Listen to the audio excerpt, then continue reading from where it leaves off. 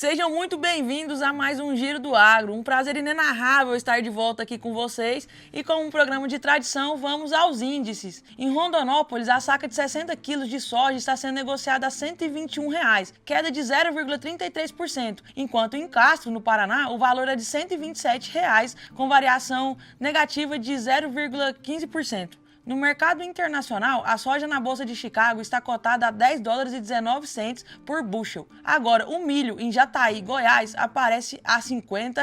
Eu queria esse milho, com leve queda de 0,25%. Quanto que tá aí na cidade de vocês? Conta pra nós, porque na minha terra tá 60 conto a saca. A saca de trigo em Pato Branco, no Paraná, é cotada a R$ 78, com queda de 0,40%. Já o café arábica, nas praças de Machado, Minas Gerais, e Franca, São Paulo, está em R$ 1.800, com variação negativa de 3%. Fechando com o boi gordo para 30 dias, em Barretos e Araçatuba, no estado de São Paulo, a arroba está sendo cotada a R$ 310, queda de 2,13%. E agora, para as notícias, nós temos o lançamento do Plano Safra, com 605 bilhões para produtores rurais, um pouco abaixo do que esperávamos, com juro um pouco mais alto do que o esperado também. O governo federal anunciou o Plano Safra 25-26, o maior da história. Serão 605,2 bilhões de reais destinados ao financiamento do agro brasileiro. Desse total, 89 bilhões vão para a agricultura familiar e 516,2 bilhões para a agricultura empresarial. Entre as novidades está a exigência de aderência ao zoneamento agrícola de risco climático, inclusive para produtores empresariais, como forma de proteger o crédito e incentivar boas práticas. O plano também contempla crédito para reflorestamento, combate a incêndios,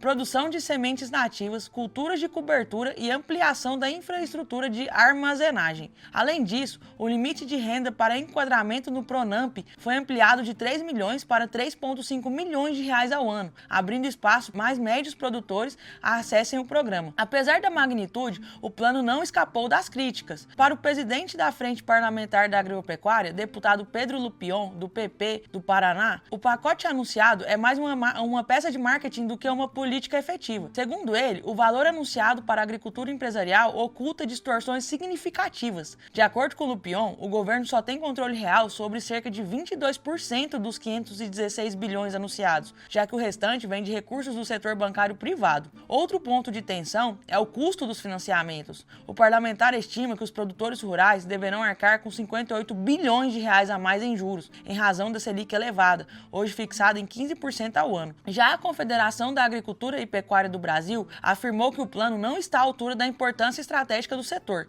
Segundo a entidade, os valores anunciados não cobrem nem mesmo a inflação acumulada no período, o que implica redução real do poder de investimento. Bruno Lux, diretor técnico da CNA, destacou que o aumento nos recursos foi de apenas 1,7%, enquanto a inflação projetada é de 5,32%. Ou seja, na prática, houve perda de capacidade de financiamento. Lutz também apontou o aumento das taxas de juros para culturas como soja e pecuária de corte dentro da agricultura familiar e criticou a elevação de juros de 8% para 10% ao ano no Pronamp, sem contrapartidas em termos de revisão de enquadramento ou novos subsídios. Em um momento de instabilidade geopolítica, mudanças climáticas e juros elevados, o setor agropecuário brasileiro esperava um plano safra mais robusto e alinhado com a realidade do campo. E por falar em medidas do governo voltadas ao setor produtivo, outra novidade anunciada nesta semana deve mexer no bolso do produtor rural, principalmente do produtor de cana-de-açúcar e milho. O governo anunciou aumento do etanol na gasolina para 30%. O Conselho Nacional de Política Energética aprovou o aumento da mistura obrigatória de etanol na gasolina de 27% para 30% a partir do dia 1º de agosto. Também foi aprovada a elevação da mistura de biodiesel no diesel, de 14% para 15%.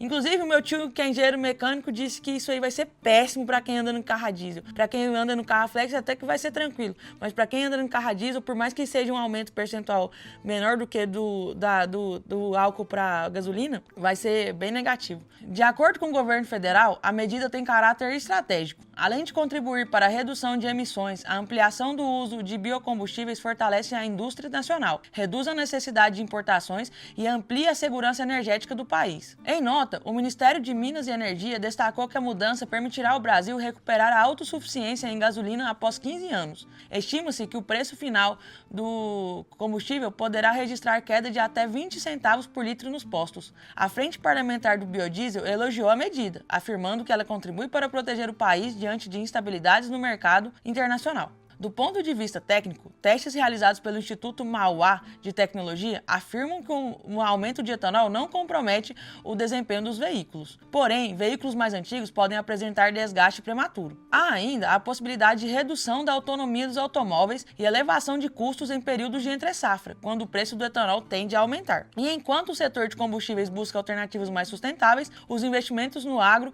dão sinais de retomada. As Fiagros voltaram ao radar de investidores e produtores rurais. Depois de um período marcado por perdas, inadimplência e incertezas, os Fiagros voltaram ao radar de investidores e produtores rurais. Criados em 2021, os fundos de investimento nas cadeias produtivas do agronegócio já movimentam mais de 44 bilhões de reais em ativos, permitindo que pessoas físicas invistam diretamente no agro brasileiro. Em 2024, a combinação entre queda dos preços da soja e do milho, alta dos juros e secas severas provocou uma onda de inadimplência entre produtores. O episódio mais emblemático foi a recuperação judicial da AgroGalaxy, uma das maiores distribuidoras de insumos do país. O número de pedidos de proteção judicial protocolados por produtores rurais chegou a 1.272 no ano passado, segundo o Serasa, mas o cenário começou a mudar. Com a recuperação da produção agrícola em 2025, muitos fiagros passaram a registrar retornos de 2 dígitos, superando os benchmarks do mercado local. A safra de soja foi recorde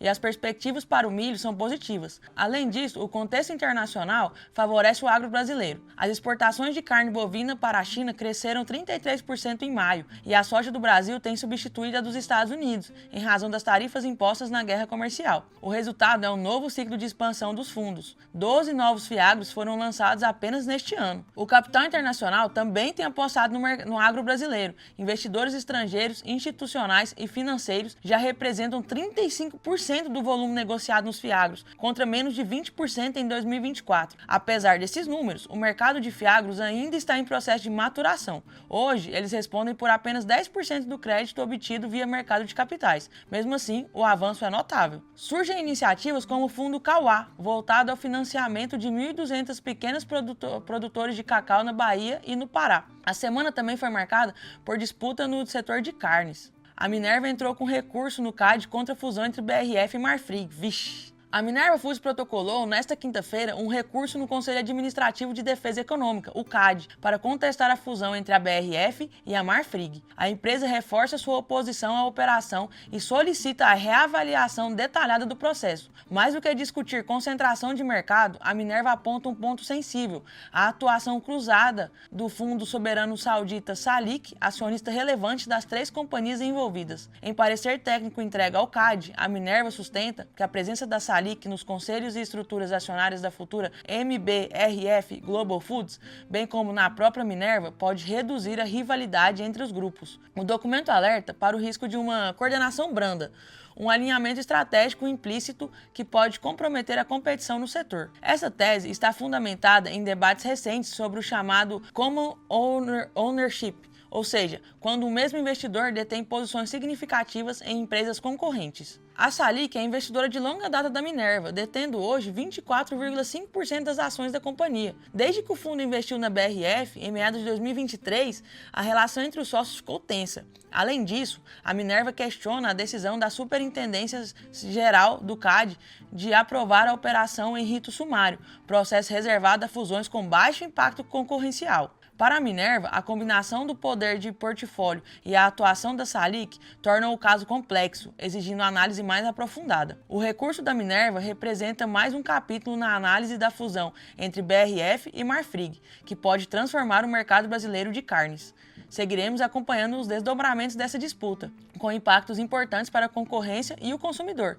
E não são apenas disputas corporativas que colocam o setor em alerta. As disputas geopolíticas já provocam impactos no Brasil. Tensão no Oriente Médio afeta grãos e pode custar até 5 bilhões de reais. Inclusive, a gente foi cotar agora para comprar adubo e, meu Deus do céu, conta para nós como é que tá na região de vocês, porque aqui a coisa tá feia. As tensões geopolíticas no Oriente Médio começam a refletir diretamente no campo brasileiro e podem representar um prejuízo bilionário para o agronegócio. De acordo com estimativas do setor, os produtores de grãos do Brasil podem acumular perdas de até 5 bilhões de reais devido à alta nos custos de frete e insumos essenciais como a ureia. O impacto é especialmente preocupante em um momento de grande oferta de milho no país e de preparação para o plantio da safra de soja 25-26. Segundo dados do mercado, o Irã é responsável por atender entre 17% e 20% da demanda nacional por ureia, um insumo fundamental para a produção de milho. Além disso, o país persa foi destino de aproximadamente 12% das exportações brasileiras de milho em 2024.